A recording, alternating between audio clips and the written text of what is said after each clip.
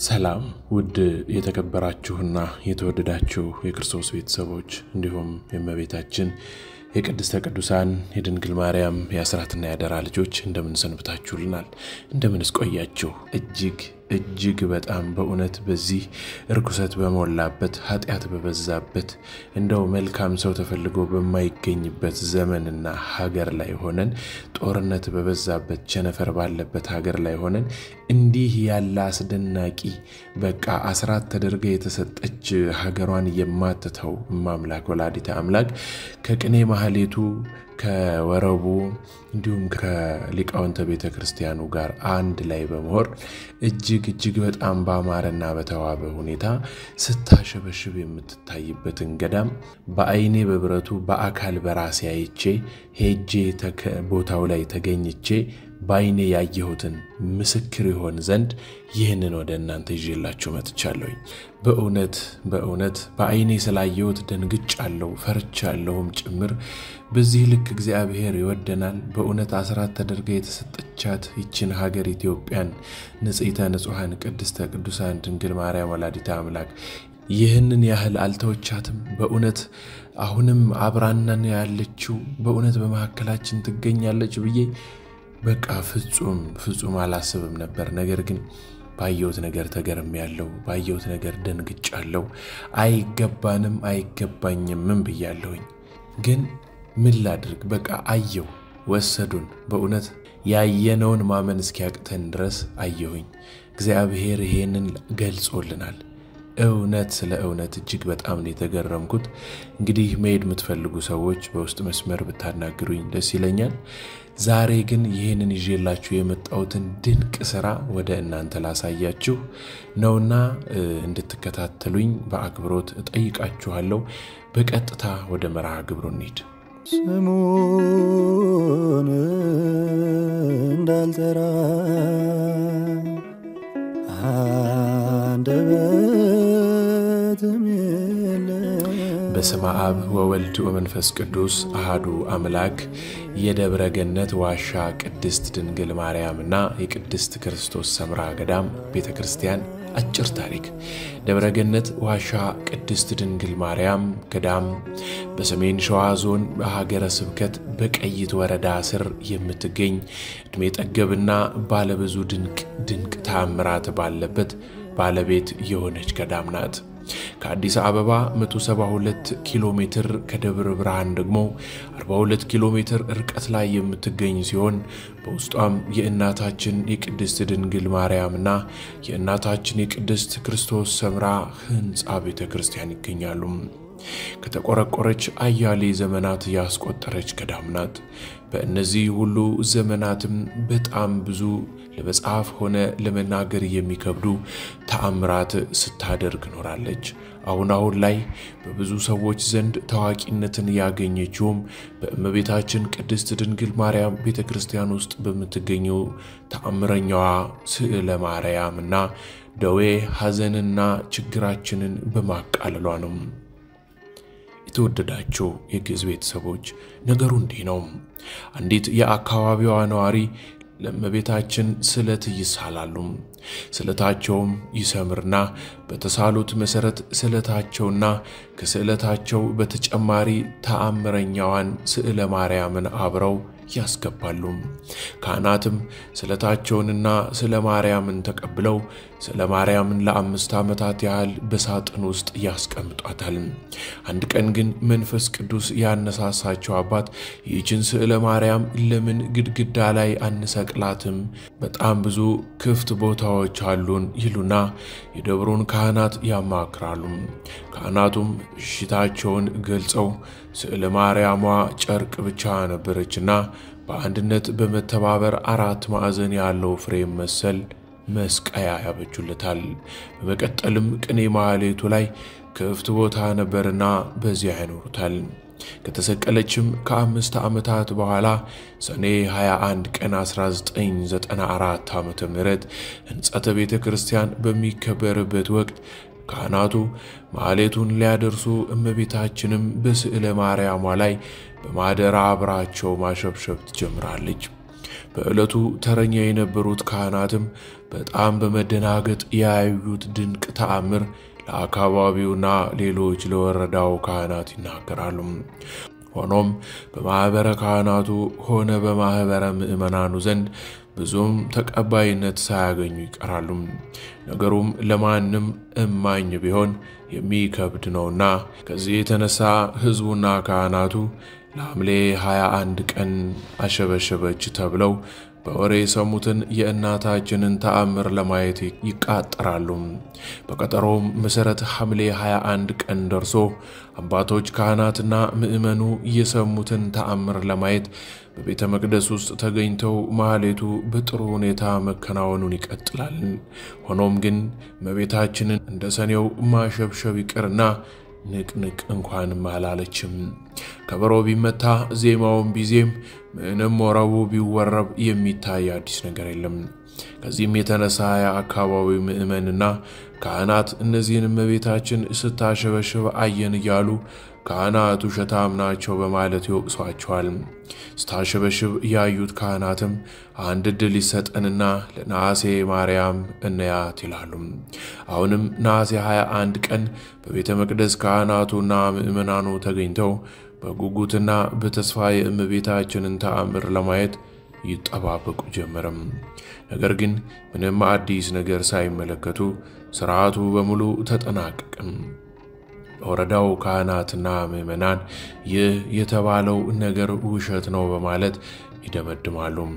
እመቤታችን ስታሸበሽብ ያዩት አባቶች ግን ነገር ሁሉ በሶስት ይጸናልና ውሸት ነው ብላችሁም ከመደምደማችሁ በፊት ለመስከረም 21 ቀን የመጨረሻ ዕድል ስጡን፣ እመቤታችንም እንደማታሳፍረን እናውቃለን በማለት ተማጽነው ለመስከረም 21 ቀን በድጋሚ ሌላ ቀጠሮ ይዘው ይለያያሉ። አሁንም መስከረም 21 ቀን ደርሶ ሥርዓተ ማህሌቱ ቢካሄድም ምንም የተፈጠረ አዲስ ነገር የለም። በመሆኑም የአካባቢው ምእመናንና የወረዳው ካህናት የሰማነው አየን ያላችሁት ነገር ሐሰት ነው በማለት ይደመድማሉ። ስታሸበሽብ ያዩት ካህናትም እሺ ብለው ይቀመጣሉ። ይህ በእንዲህ እያለ መጽሐፍ ለሁሉም ጊዜ ያለው ባለው መሰረት በእኛ ጉጉትና ፍላጎት ሳይሆን በእመቤታችን ቅድስት ድንግል ማርያም ፍቃድ ምንም እንኳን ለ3 ወራት ብትጠበቅ ብትቆይም ከ3 ወራት በኋላ ጾመ ጽጌ ላይ ጥቅምት 17 ቀን 1995 ዓመተ ምህረት አባቶቻችን ማህሌቱን ቆመው ሳለ ልክ እንደ ሰኔ 21 እመቤታችን ቅድስት ድንግል ማርያም አብራ ከካህናቱ ጋር በደማቅ ማሸብሸብ ጀመረች። እነዚያ ተስፋ ቆርጠው ውሸት ነው ብለው የነበሩ ሰዎችም ይህንን ተአምር ለማየት በቁም። ከዚያም ጊዜ ጀምሮ እመቤታችን ቅድስት ድንግል ማርያም በየዓመቱ ወርሃ ጽጌ ቅዳሜ አባቶቻችን ማህሌቱን በሚያደርሱበት ሰዓት አብራቸው ስታሸበሽብ ትታያለች። ከዚህም በተጨማሪ ፈቃዷ ከሆነ መስከረም 21 ግንቦት 21 አስተርእዮ ማርያምንና ሌሎች የእመቤታችን በዓላት በሚከበሩበት ዕለት አብራ ከካህናቱ ጋር ስታሸበሽብ ትታያለች። ሌላው የእመቤታችን በዓላት የሚከበሩበት ዕለት አብራ ከካህናቱ ጋር ስታሸበሽብ ትታያለች። ሌላው በእናታችን ገዳም ውስጥ 3 ጸበሎች ይገኛሉ። እነዚህም የእመቤታችን ጸበል፣ የአቡነ ገብረ መንፈስ ቅዱስ ጸበልና የመጥምቀ መለኮት ቅዱስ ዮሐንስ ጸበል ናቸው። ምእመናንም እነዚህን ጸበላት በመጸበልና በመጠጣት ከብዙ ደዌዎች እየተፈወሱ ለመመስከር በቅተዋል። ለአብነት ያህልም የዓይናቸውን ብርሃን አጥተው የነበሩ በካንሰርና በስኳር ሲሰቃዩ የነበሩ ወንድም እህቶቻችን ድነውበታል። የገዳሙ አስተዳደርም ምእመናን በረከት እንዲያገኙት ሥራ ኑሮ ሕይወታቸው እንዲባረክ በማለት ተአምረኛዋ የምታሸበሽበው ስዕለ ማርያምንና ታሪኳን ከብዙ በጥቂቱ ለእናንተ አቅርበናል። ሙሉ ታሪኳንና ተአምራቷን ለማየት በአጽዋማትም ሆነ በበዓላት ቀን በገዳሟ ተገኝታችሁ የበረከት ተካፋይ እንድትሆኑ ስንል መልእክታችንን እናስተላልፋለን። እንግዲህ እጅግ በጣም በጣም የተዋበ ምእመናን እንግዲህ የግዕዝ ቲዩብ ቤተሰቦቼ በአውሮፓም ሀገር ያላችሁ በአረብ ሀገር ያላችሁ በእስራኤል በካናዳ በቶሮንቶ በሁሉም በዓለማችን ላይ በሙሉ ተሰራጭታችሁ የምትኖሩ ኢትዮጵያውያን በተለይም ደግሞ ኦርቶዶክስ ተዋሕዶ ቤተክርስቲያን የሆናችሁ ኤርትራውያንም ጭምር እንግዲህ ይህ በኢትዮጵያ በደብረ ብርሃን ገባ ብሎ 42 ኪሎ ሜትር ርቀት ላይ የምትገኝ ሲሆን እንግዲህ እጅግ በጣም በእውነት ነው ምላችሁ እኔ በቃ አይቼም ጭምር ስላረካው ነው ወደ እናንተ ይሄንን ይዤላችሁ ልመጣ የደፈርኩት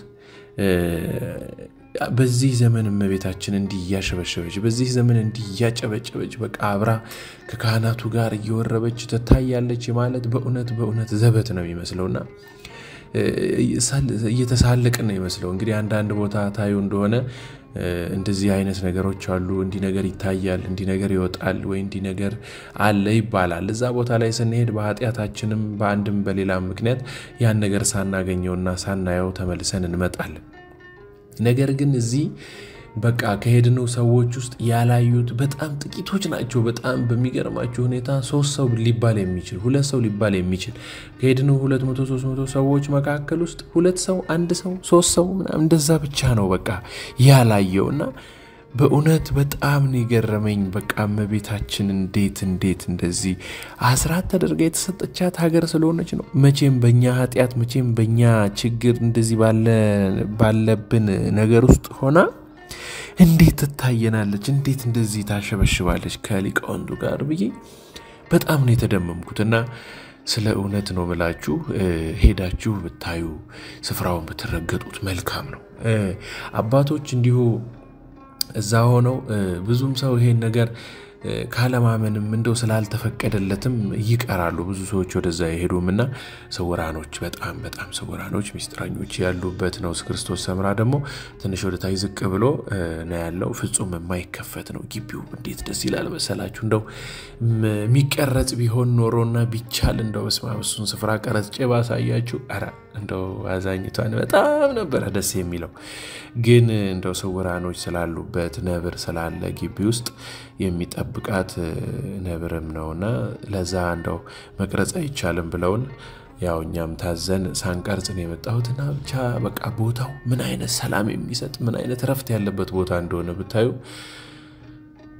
ወስማ በቃ እግዚአብሔር እኮ አለ ኢትዮጵያ ውስጥማ አለ እኮ በእውነት እስካሁንም የኖርነው በሱ ነው ግን እንደው ደካሞይ ስለሆነን ሸክማችን ስለከበደን ምንም ከእምነት ውጪ ሆነናል መጀመሪያ ማመን ሲኖርብን እምነታችንን ጥለናልና በጣም ተደምሜበት በጣም ተደገርሜበት የመጣሁት ገዳም ነው እንግዲህ ሁላችሁም ትእዛዛቶቻቸውን ለመፈጸም የሚያገለግሉበትን ልብስ ለመግዛት የሚቀድሱበትን መባረኪያ መስቀልም መቀደሻ መስቀልም እንድትገዙላቸው ስል በመቤታችን በሽብሻባ ማርያም ስም እናገራለሁኝ በዚህ ስልክ ቁጥር እየደወላችሁ አግኙኝ አብረን እንሄዳለን ልብሱን አብረን እንገዛለን ከደብሩም ደርሶ መልስ ጭምር ስለሚቻል ሄዶ ተመልሶ መምጣትም ጭምር ስለሚቻል አውሮፓ ሀገር ያላችሁ በውጭ ሀገር ከኢትዮጵያ ውጭ ያላችሁ ሰዎች እንደው ለእምነትም እንዲሆናችሁ ሰው እዚህ ሀገር ካላችሁ አብሮን እንዲሄድ ማድረግ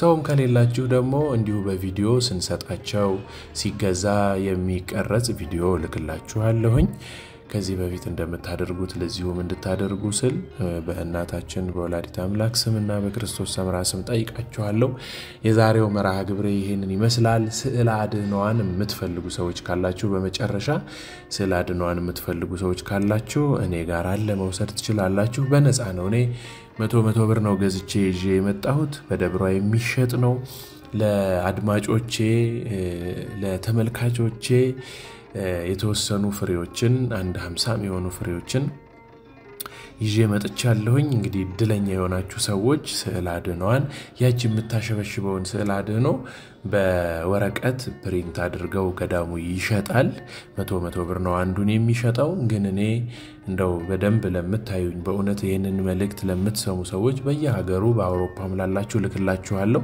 ከዛ ያመጣሁት ጸበል ከዛ ያመጣሁት እምነት እንዲሁም ደግሞ ሊጨስ የሚችል ግቢ ውስጥ የበቀለ የቃል ኪዳን አንድ ዛፍ አለ ሊቆርጡት ተብሎ እንዳይቆረጥ በክርስቶስ ሰምራ ገዳም ውስጥ ያለ እንዳይቆረጥ ቤተክርስቲያኑ ላይ እየዘመመ ሊወድቅብን ነው እንዲህ ሊሆን ነው ተብሎ ቤተክርስቲያኗን ሊያጠፋ ነው ተብሎ ሊቆረጥ ሲል አይ አትቆርጡትም ብላ ራሷ ፊቱን አዙራ ወደ ታች ወደዛኛው ወደ ሰፊ ወደ መሬቱ እንዲያጎነብስ አድርጋ አሳድራው አይተዋል በአንድ ቀን ነው ይሄ ሁሉ የሆነው ተአምርና ከሱ ላይ የሚረግፍ ፍሬ ብዙ አጋንንትን ሲያስለፈልፍ ብዙ ድውያንን ሲፈውስ እንግዲህ ብዙ ለተቸገሩ ሰዎች ሲደርስ አይተናልም ነግረውናልም እነሱምና ከዚያም ያመጣኋት የዛን የዛፍ ፍሬ ያለች እሷንም ቢሆን በተለያየ ሀገር እንግዲህ ደጋግሜ ነግሬያችኋለሁ ኢትዮጵያ ውስጥ ብቻ አይደለም በአውሮፓ በምንም ያላችሁ ሀገር ላክልን ይያላችሁ ምልክበትን ነገር አመቻችታችሁልኝ እልክላችኋለሁ በረከቷ እንዲደርሳችሁ እሰጣችኋለሁና ይሄንን መልእክት አስተላልፍ ያለው ዛሬ ይዤላችሁ የመጣሁት መርሃ ግብር ይሄንን ይመስላል እንግዲህ በሌላ መርሃ ግብር ተገናኝተን ዳግም እስከምንማማር ድረስ ቸሩ እግዚአብሔር አምላካችን ይፍቀድልን ተአምሯን ሰምታችሁ እንግዲህ ዝም እንደማትሉ አምናለሁኝ ወስብሐት ለእግዚአብሔር ቸርን ሰንብት ድጋሚ ያገናኘን መልካም ጊዜ ቻው